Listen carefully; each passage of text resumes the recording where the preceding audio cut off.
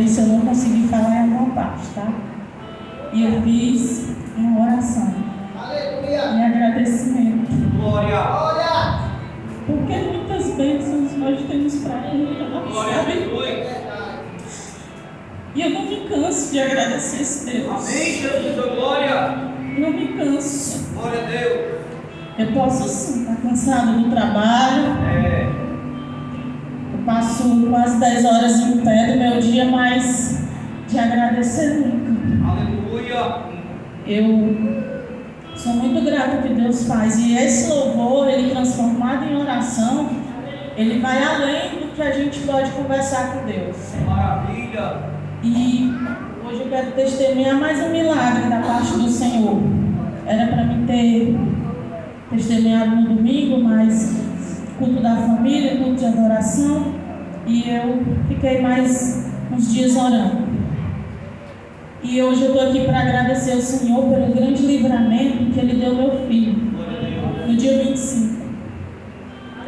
Dia 25, agora, dia 24, nós estávamos todos orando, reunidos, lá na casa do meu tio, e foi uma bênção. E no dia 25, passei o dia em casa, e à tarde eu dei uma saída, eu fui dar uma volta com uma prima minha, que está lá na casa da tia Tânia, e a gente foi cedo, umas 3 horas, e quando eu cheguei eram umas 7h40 para 8h da noite.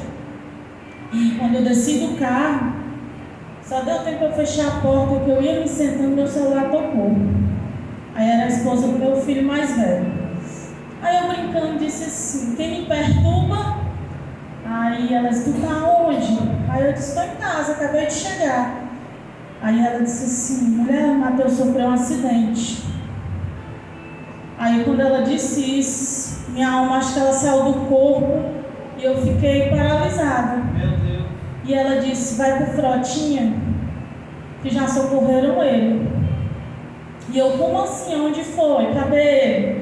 Aí, antes dela responder, o meu filho mais velho chega no carro e diz: mãe, entra aqui que o Matheus sofreu um acidente, nós vamos pro Frotinha. E eu me lembro daquela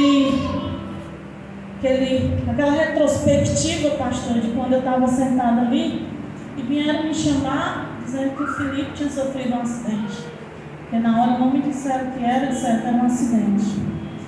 E eu entrei no carro com ele, o Marciano, e eu lembro que a gente foi. E aí, 3 dias antes, eu tinha tido um sonho com ele. Sonhei que ele sofria esse acidente de moto e que um socorrista do SAMU pegava ele e levava. E eu lembro que de manhã eu acordei, e antes de eu sair para trabalhar, às vezes ele nem tem se levantado ainda, mas nesse dia ele já tinha se levantado, eu falei para ele: disse, Matheus, quando for sair de moto, vigia, ora, não esquece, eu tive um sonho tão ruim contigo, mas eu acordei na madrugada, eu orei, eu pedi ao Senhor para livrar e guardar, mas anda na vigilância. E ele ficou lá tomando café, e eu fui trabalhar, 3 dias antes. E aí nesse dia 25 a gente foi. E quando a gente chegou lá, que eu vi ele estava em pé, mas meio transtornado ainda. Mas se vocês pudessem ver o rosto dele, vocês diriam assim: ele não está bem não. Sem capacete, a pancada foi toda na cabeça, no rosto, totalmente desfigurado. Acho que eu mandei para o pastor, né, pastor? O olho muito inchado e muito sangue no rosto, e ele sem saber dizer coisa com coisa. E ali a gente estava no Frotinha, e ali eu sentei com ele me abraçou e ficou ali, e eu comecei a orar. Ali eu coloquei a mão na cabeça dele, comecei a orar, e perguntando a ele como é que tinha sido aquilo, e ele sem saber falar. Aí o rapaz que socorreu ele, porque foi aqui próximo à casa da irmã Fátima. Quando eu cheguei lá, a Fátima até ligou para mim.